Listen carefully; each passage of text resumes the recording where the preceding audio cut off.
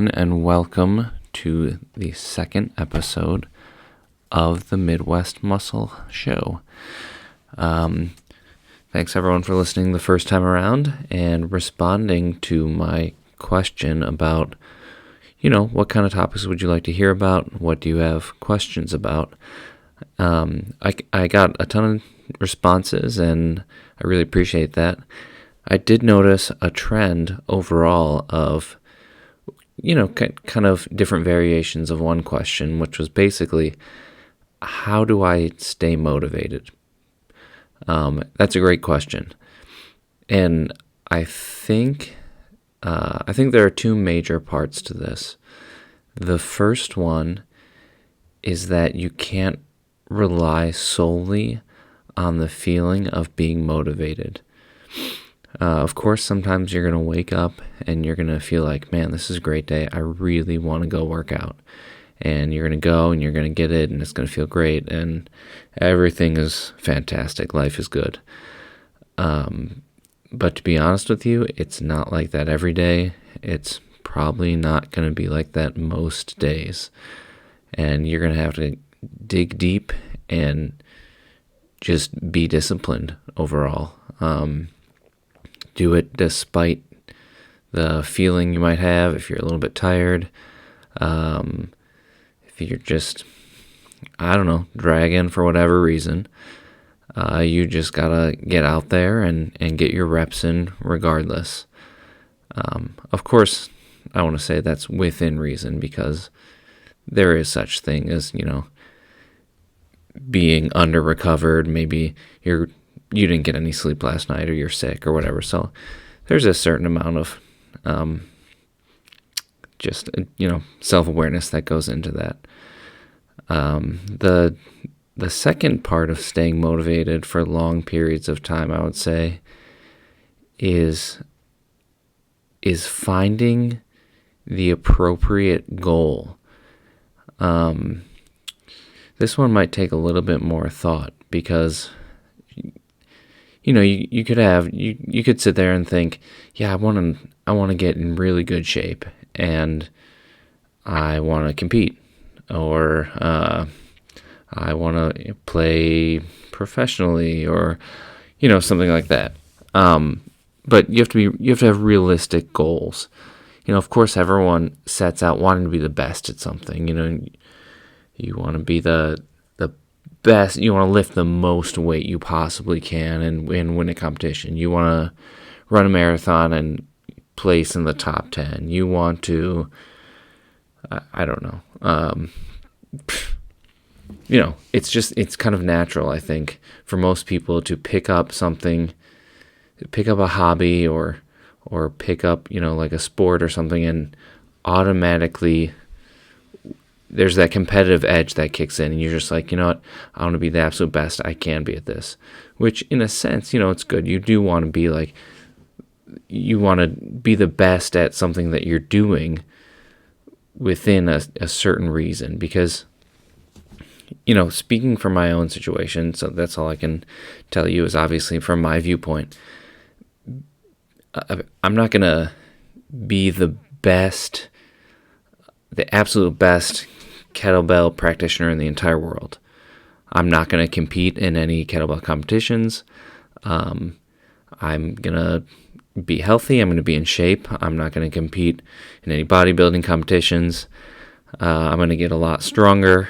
And especially over time, I'm going to get even more stronger than I can probably even imagine right now, but I'm not going to compete in any powerlifting competitions. But I can say confidently that I'm going to be the best for my, my situation in my particular life. So you have to kind of take stock of everything in your life. Okay, like I said, I'm always going to speak from my perspective. I'm 31 years old. I am married. I have 3 kids. I'm about to have 4 kids. Work a 9-to-5 job. Okay, what's next? I want to look at my goals.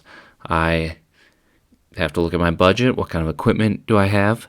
Or what kind of gyms can I join? Can I afford a personal trainer? Can Do I have time to train, X amount of hours per day, or even X amount of days per week? So what kind of money and time do I have to put into it? And just like, what's the level of effort that's appropriate as a husband and as a father? I think this is maybe the number one hack, right? The number one secret to staying motivated is first recognizing the true goal.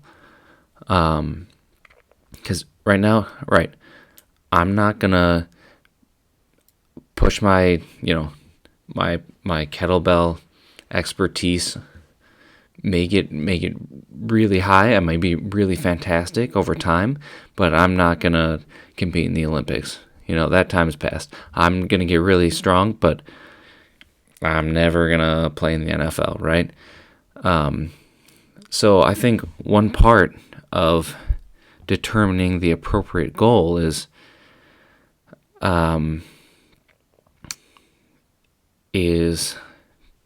figuring out how are your activities, your physical activities, your hobbies affecting firstly your marriage and your children and your job.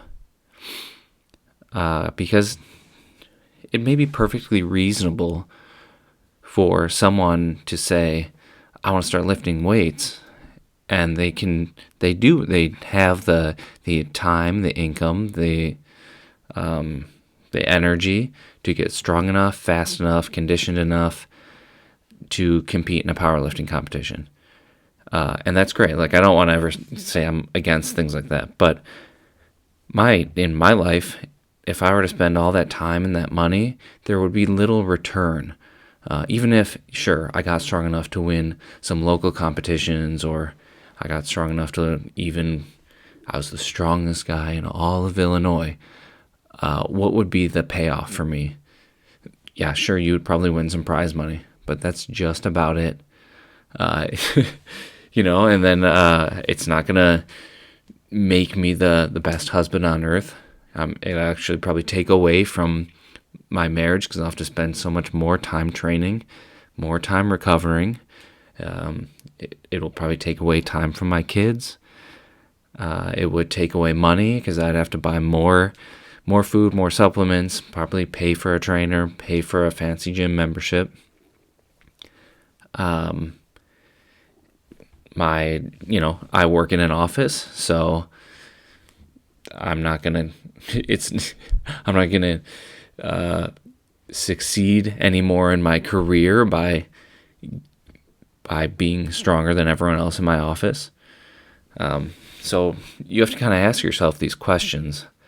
Would it take your interests and push it to the extreme and think, okay, if I'm going to pick up lifting weights with the barbell, what's the most extreme thing? Because I do think part of us always wants to be the best, and it's natural, it's human nature to want to be the best. So think about the extreme, and then think about, what if you don't pick up the barbell? So you've got the other extreme, which clearly is not something you're interested in because you wouldn't be looking into any of this in the first place if you weren't interested. So now that you can rule out both the absolute most and the absolute least, you kind of have that middle ground where I can practice this hobby, this physical, your physical fitness, your physical hobby, in a healthy, moderated manner. And then I think it gets a little bit more interesting where you can dial it into a realistic goal. You can sit down. I think it's important to sit down with your spouse and discuss how much time you want to put into this. So, you could lift exercise a little bit less and be in a healthy state, but just not quite as intense about it. Or maybe you do want to be a little bit more intense about it and a little bit healthier on the other end of the spectrum. And if you can work that into your daily schedule and work it out with your wife and everything, then fantastic.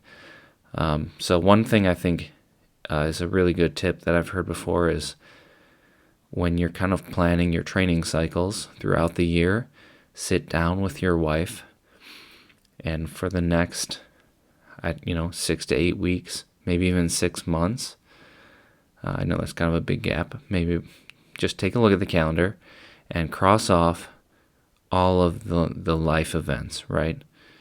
So cross off family birthdays, your anniversary, cross off, I don't know, baptisms, first communions, cross off the holidays probably, or any other big events that you foresee happening that are just life events, and those days, take it easy, plan that into your training.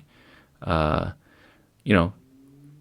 on the calendar if the kids are going back to school and your training schedule is going to change there, or mark off if you're going to travel a lot for work during certain periods. Just really take a look at your family, take a look at the events going on, the cycles of the year, and then figure out how you can continually train towards that goal that you've set without without just abandoning, I don't want to say abandoning your family, but without doing it in an inappropriate fashion. Because sure, I personally have goals. I want to add a lot more strength. And I realistically could do it a lot faster if I could wake up and dedicate time and money and effort, all around. But that's not the most important thing in my life. Excuse me. I want my training to support my family, not my family constantly supporting me just so I can train. It doesn't make any sense like that. First and foremost, I have to make sure that my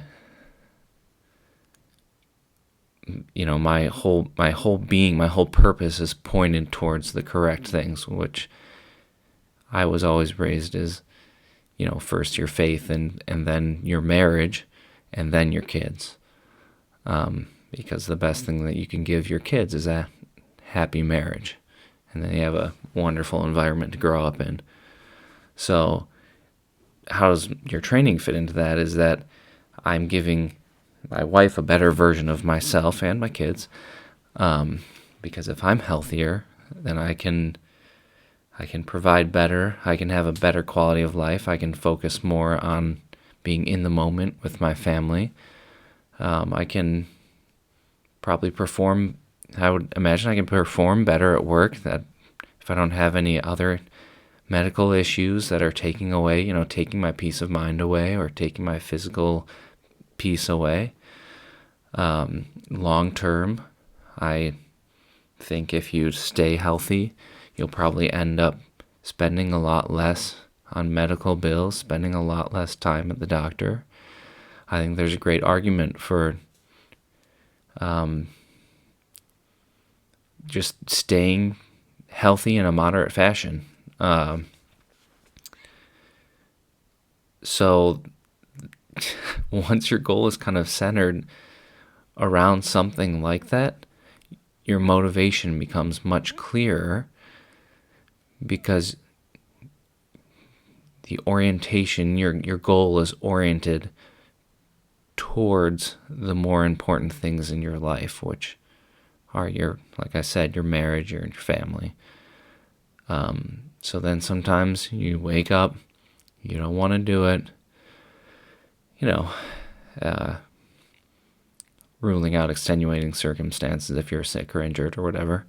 But yeah, sometimes you're just kind of dragging, you're not in the mood to swing the kettlebell, but in the back of your mind, okay, I'm improving, I'm fending off eventual health issues, and I'm I'm becoming a healthier individual, stronger individual for my wife and my kids. So I think really that's the best way to stay motivated, is to stay focused on a goal, and that goal has to be oriented towards your higher purpose as a husband and a father. One thing I thought was really interesting, I heard semi-recently, and I don't think I've heard this before, is that parenting is not a vocation, but marriage is a vocation. And I really liked that, because oftentimes we get a little bit confused, like, oh, now my whole life is just purely trying to make toddlers happy, at least in my situation. And if you only spend all of your time trying to please a toddler, those of you that have toddlers know that's impossible.